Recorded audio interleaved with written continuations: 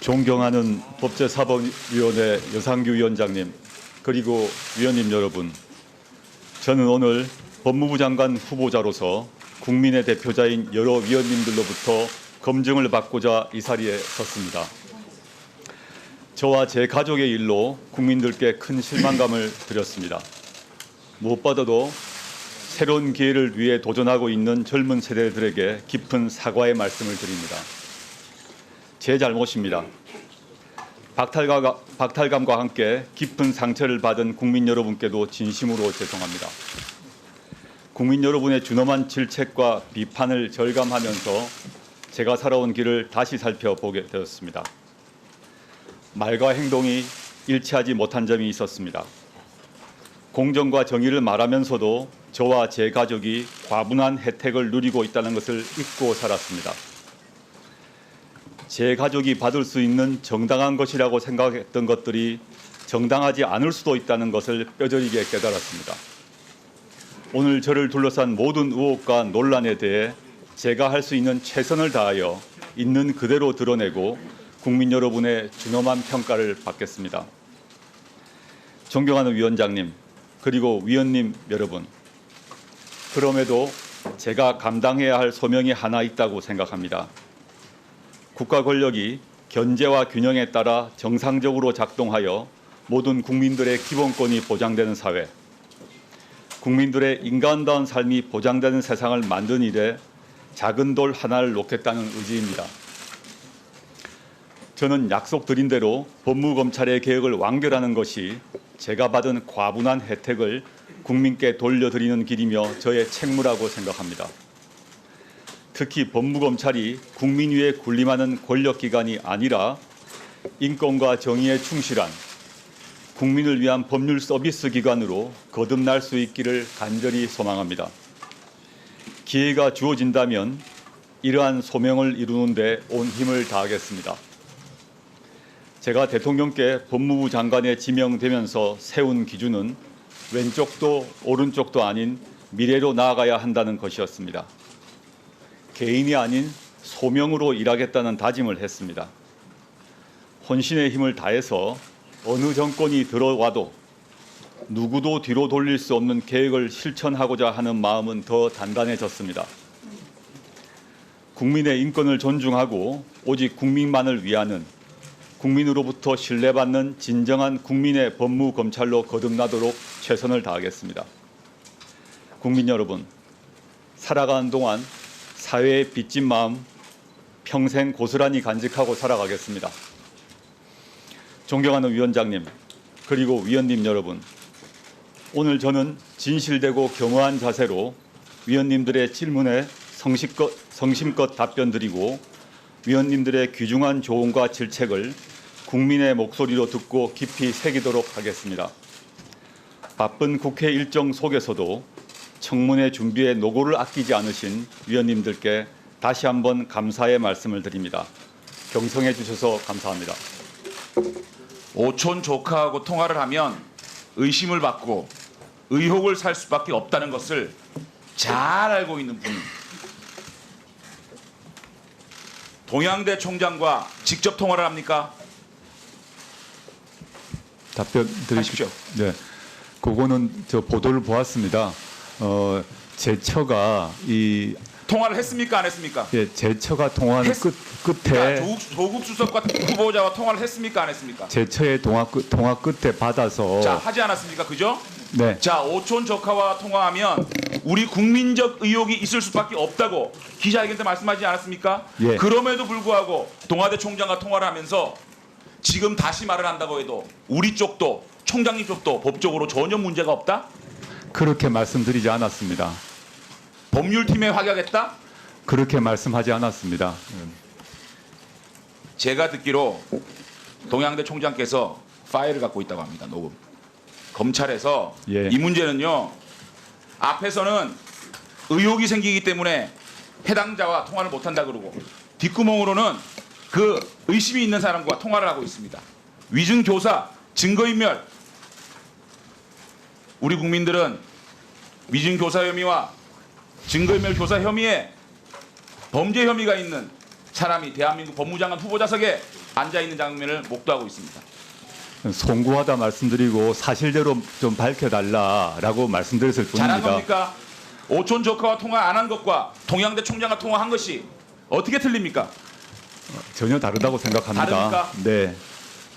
시간을 주시면 답변 법무장관이 드리겠습니다. 되면 검찰에게 관련 수사 보고 하지 말라라고 지시하겠다. 우리 국민들이 우습지요. 법무장관실이 증거인멸 탈출구, 증거인멸 아지트가 되지 않았으면 좋겠습니다. 그렇게 될 리가 없다고 생각합니다. 장영 이 최성해 동양대 총장하고 직접 통화한 일이 있죠. 아까 말씀드렸습니다만은 있다고 했잖아요. 네, 그죠? 예, 거기서 제처의 통화 말미에 자 바꿔서 했는데 이제 네. 부부가 바꿔서 통화를 했는데 총장 보고 총장님 그렇게 해주면 안 되겠냐. 그래야 총장님도 살고 정 교수도 삽니다. 이렇게 말한 적 있죠. 그렇게 말씀드린 적 없습니다. 아 이제 또 없어요. 그 총장님이 그렇게 얘기를 하는데요.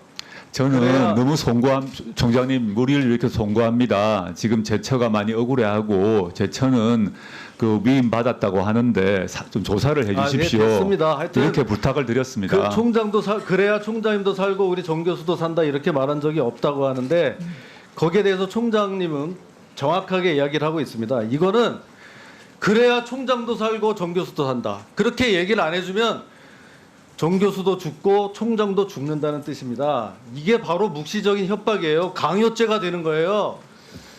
저는 오늘 후보자를 강요죄로 고발할 겁니다. 조사 받으세요. 예, 알겠습니다.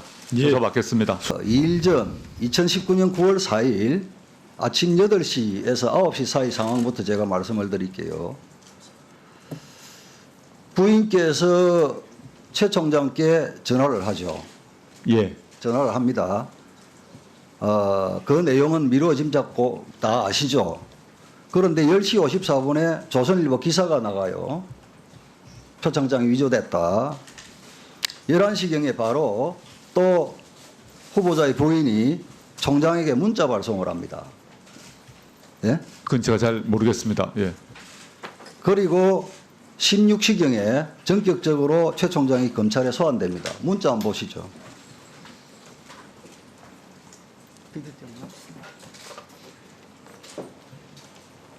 자, 한번 보십시오. 이게 이 시간대가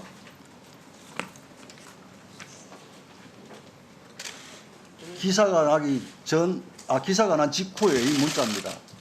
그대로 대응해 주실 것을 부탁드렸는데 어떻게 기사가 이렇게 나갈 수가 있을지요. 그러면서 조선일보 기사를 링크를 하고 그 다음 문자에 이렇게 나옵니다. 예? 항의하는 문자가 또 나옵니다. 자, 제가 드리고 싶은 말씀은 그 문자도 보시면 실제 학교에서 많은 일을 부서장 정결로 그러니까 처리하고 있는 것이 아닙니까라고 이렇게 후보자님, 항변을 후보자님, 하고 있습니다. 그러니까 네. 항변하는데 이외에 밑에 거는 그렇게 볼 수 있지만 위에 보세요.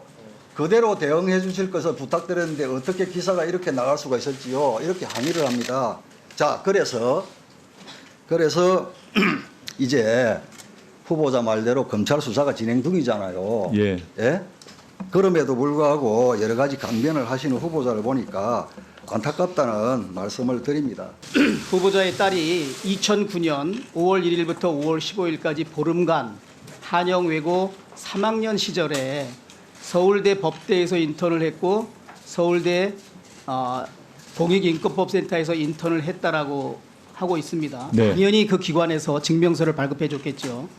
그래서 제가 두 기관에 2007년부터 2012년까지 6년간 고등학생이 인턴을 활동을 한 적이 있느냐, 그리고 했다면 그 인턴 증명서 발급 사실이 있느냐 했습니다. 오늘 새벽에서야 이 자료가 왔습니다. 해당 시기에 고등학생을 포함한 인턴 자료는 전혀 없다.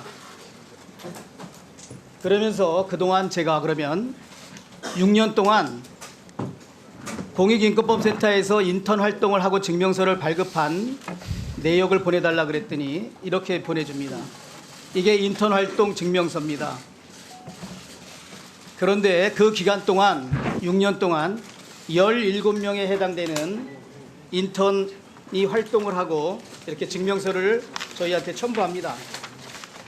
여기에는 서울대학교 대학생과 서울대학교 대학원생 외에 타 대학도 없고 고등학생은 전혀 없습니다.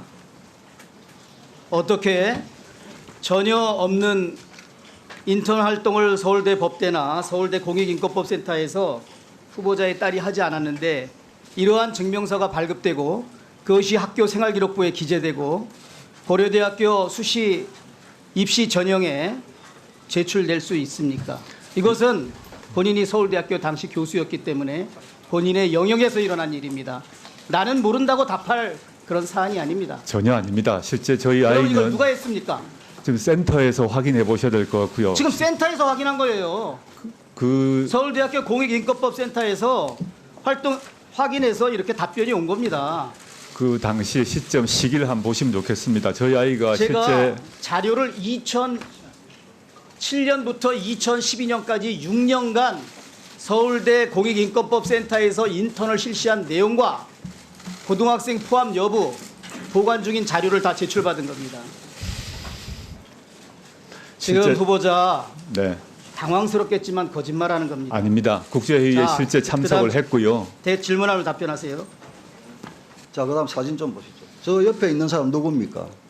과거 제 민정수석 시절에 윤규건이죠. 예, 저 식당 이름이 뭡니까? 청와대 근처에 있는 모 식당입니다. 저희 전체 회식이 있던 날입니다. 전체 회식 몇 명이 했습니까? 그때 한 7, 80명이 되어서 각 직원들과 다 1대1로 사진을 찍었습니다. 그 장면 네. 중에 하나입니다. 네. 두 사람이 밥을 먹은 자리가 아닙니다. 그래서 제가 그 현장에 갔다 왔어요. 애월 식당은 조그만해 갖고 최대 35명밖에 못 들어갑니다. 아닙니다. 네? 그 전체 식당을 예약해서 저희 전 직원이 밥을 먹었습니다. 그 식당이 지금이라도 가보세요. 왜 거짓말하세요? 거짓말하지 않습니다. 최대 의원님. 35명 정도밖에 안 들어가요. 네? 이 사진 누가 찍었습니까? 저희 직원들 중에 한 명이 찍었을 거라고 생각합니다. 제가 분명히 말씀드렸습니다. 70명이 들어갈 수 있는 공간이 아닙니다. 제가 사람 수는 모르겠습니다만 저희 회식 전체 회식이었습니다. 조금 전에 70명이 들어갔다고 말씀해놓고 또 지금 제가 예? 사람 수를 어떻게 세어 보았겠습니까? 전 직원이 회식을 했다면 전 직원이 몇 명입니까? 그 사람 수는 밝힐 수 없습니다만은 그 당시 올 수 조금 있는 전에는 70명 정도 갔다고 했다가 올 수 있는 사람들이 와서 그때 다 밥 먹고 아니 후보자님 네. 조금 전에 제가 여쭈었고 후보자님께서는 제가 구체적으로 묻지도 않았는데 전 직원이 갔다. 몇 명이 갔습니까? 70명이 갔다. 제가 35명밖에 못 들어가는 식당입니다. 그러니까 인원수 말 못하겠다. 아니 제 말씀은 이런 취지입니다. 전 직원 회식이었고 전 직원 회식으로 공지가 되었고 그때 사람들이 계속 이동하면서 왔다 갔다 했습니다. 그 중에서 이 윤규근 총경 사진을 제가 오늘 공개된 걸 언론에 아침 일찍 보았는데요. 마치 이 사람과 제가 둘이서 무슨 밀담을 한 것 같으면 그게 아닙니다. 전체 그렇게 지금 그런 식으로 보도가 났기 때문에 말씀드리는 겁니다. 전체 회식 날에 제가 가서 테이블별로 돌면서 직원 개개인과 사진을 찍은 것에 불과합니다. 이 사진이 도대체 어떻게 갑자기 됐어요. 나오는지도 잘 모르겠습니다만은 됐어요.